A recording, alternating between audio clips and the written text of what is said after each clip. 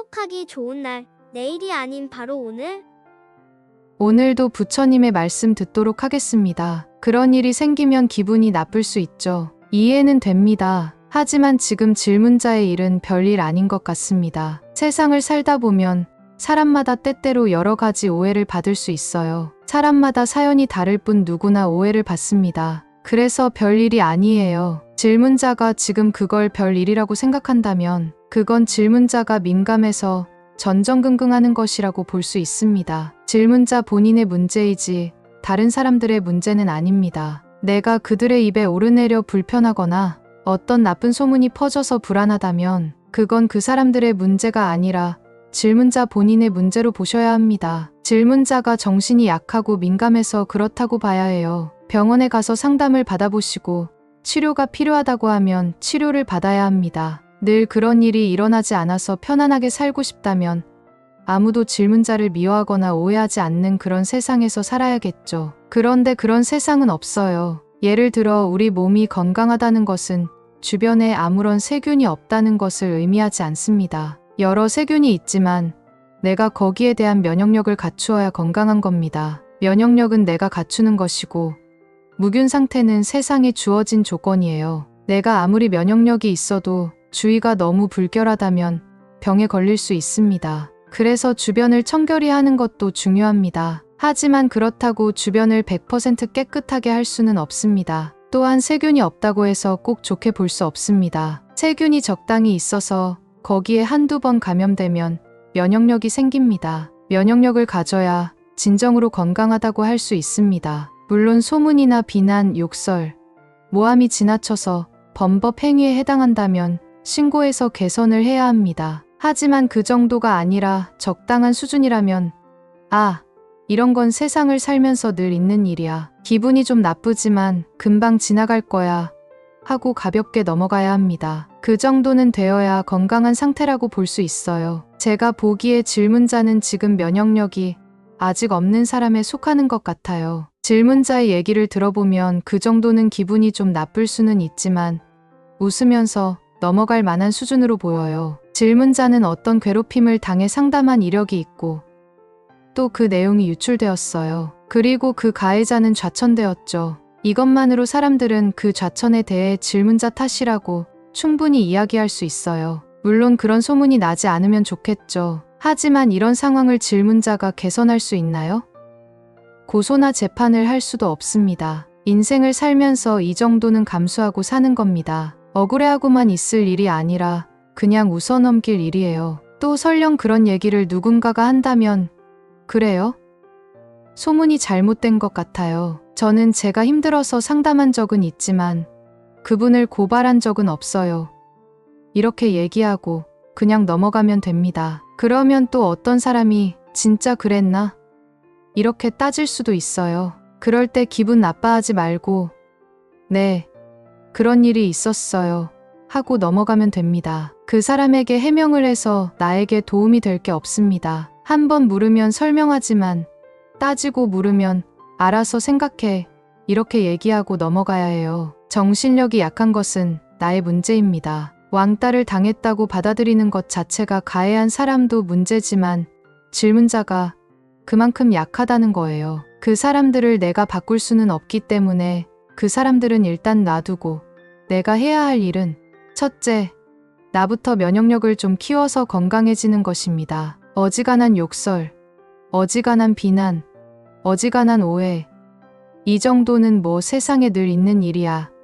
이렇게 생각하면서 면역력을 키워야 합니다. 둘째, 사람들의 행동이 좀 지나쳐서 법에 어긋난다 싶으면 나를 위해서가 아니라 세상을 위해서 고소해야 합니다. 그런데 지금 질문자는 자기를 위해서나 겨우 고소할까 세상을 위해서 고소할 수준은 아직 아니에요. 그러니 우선 그 정도는 뭐 괜찮아.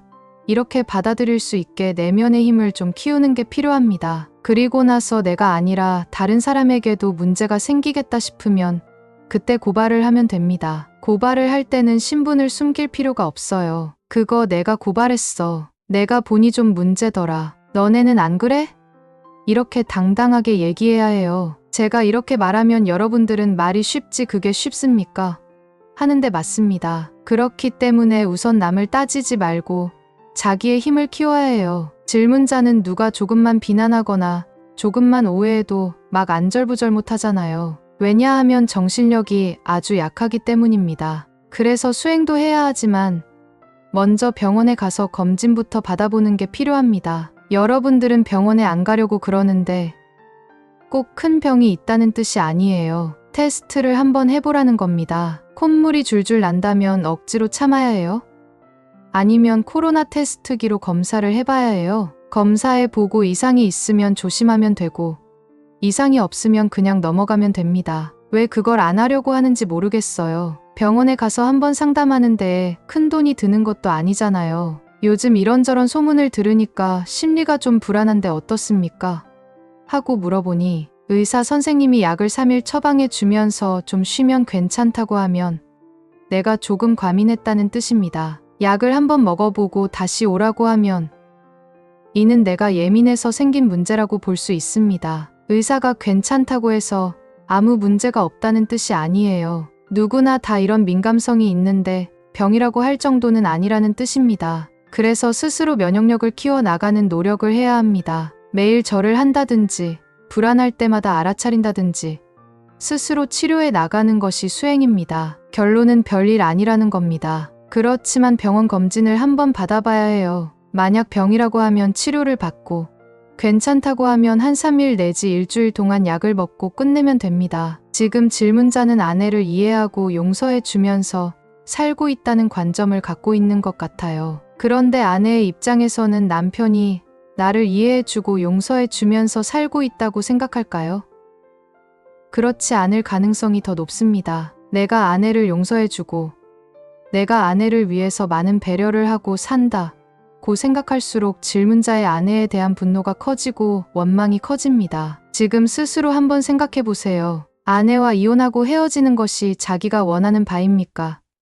그렇지 않으면 같이 사는 것이 자기가 원하는 바입니까? 또 과거에 몇 번의 위기가 있었다고 하는데 그때 결혼 생활을 유지하기로 한 것은 아내를 위해서였습니까? 아니면 자기가 볼 때 그런 흠이 있긴 하지만 그래도 같이 사는 게 낫겠다는 자기의 판단이었습니까? 아내가 이렇게 하면 같이 살겠다거나 아내가 어떻게 하기 때문에 못 살겠다는 관점은 내가 아내에게 늘 끌려다니면서 살게 되는 요인이 됩니다. 만약 아내가 술을 먹거나 바람을 피운다거나 돈을 낭비한다면 이러한 조건들은 우선 쉽게 개선되는 게 아닙니다. 그러니 내가 볼 때 단점이 있거나 부족한 점이 있지만 다른 여자와 사는 것과 비교했을 때는 그래도 이 사람과 사는 것이 낫다. 이렇게 자기 판단에 의해서 결정을 해야 합니다. 지금 상황에서도 질문자가 결정을 하면 됩니다. 상대가 이렇게 하면 내가 어떻게 하고 상대가 어떻게 변하면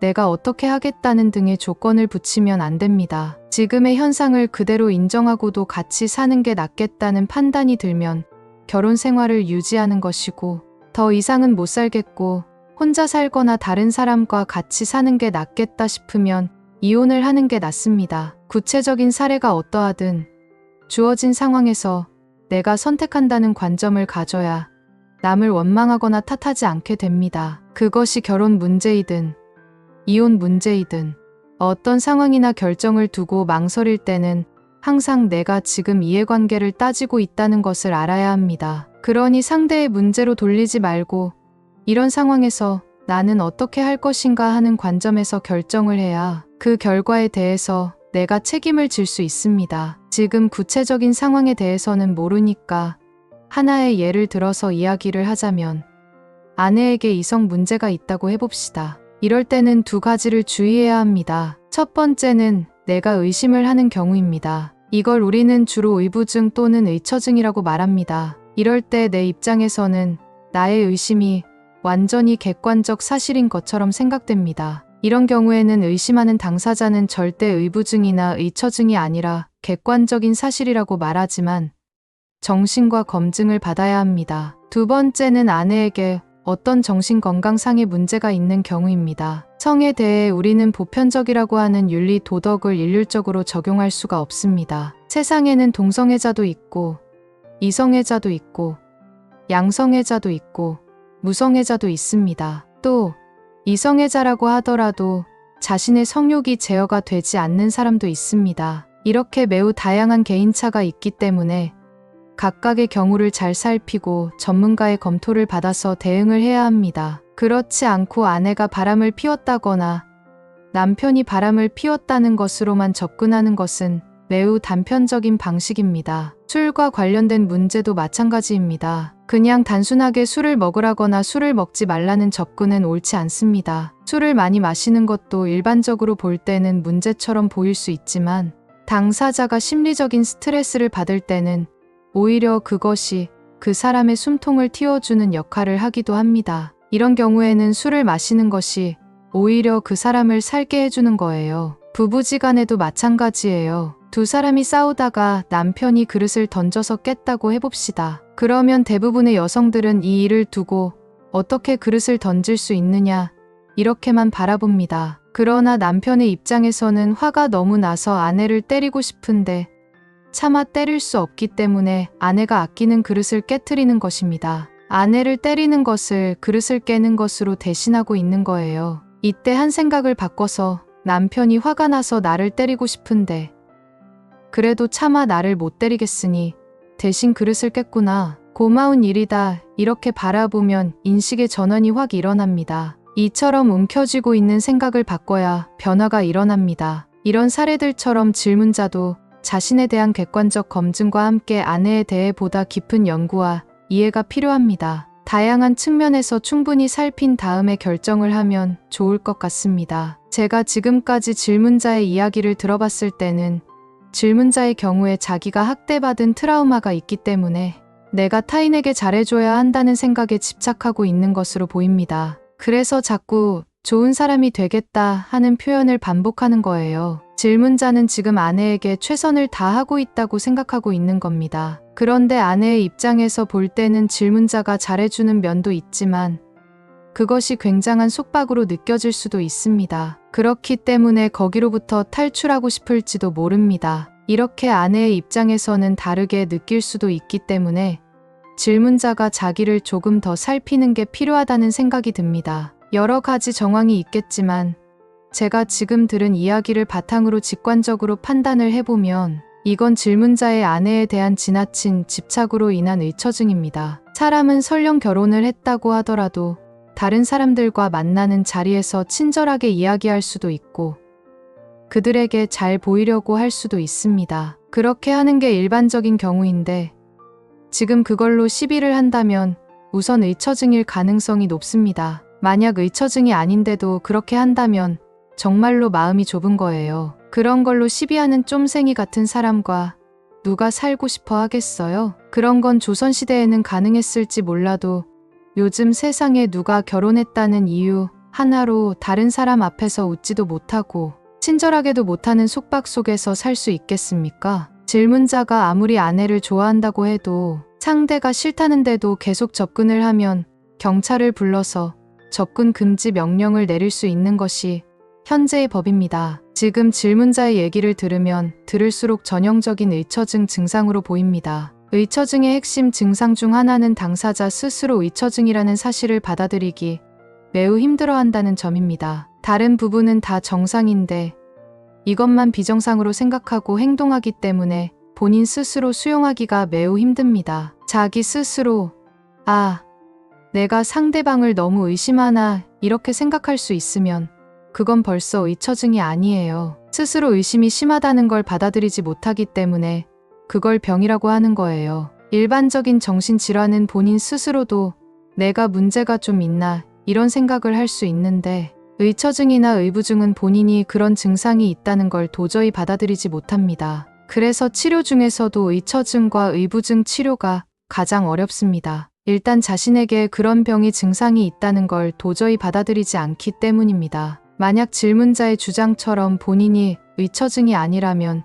지금이라도 그런 아내와 같이 살 필요가 없습니다. 그러니 당장 이혼을 하세요. 그런데 질문자가 지금 이혼을 못하면서 계속 아내를 문제 삼는다면 그것 자체가 의처증이라는 걸 알려주는 겁니다. 저는 오늘 강연장에서 질문자를 처음 만났고 질문자의 아내에 대해서는 얼굴도 모르는 상황에서 질문자의 이야기만 들었습니다. 만약 아내의 이야기를 들어보면 더욱 확실하겠지만 제가 질문자의 이야기만 듣고도 금방 이렇게 의처증이라는 판단을 내리잖아요. 그러니 병원에 가서 검진을 받고 치료를 받으세요. 치료를 받은 다음에 이혼을 하든지 무슨 결정을 내려야지.